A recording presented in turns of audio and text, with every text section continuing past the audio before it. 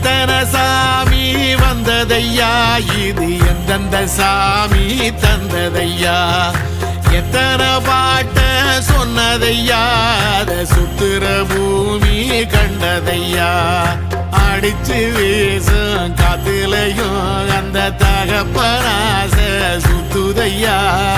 பிடிச்சு பூக்கும் விதையிலும் ஒரு வம்சத்து கதையே உள்ளதையா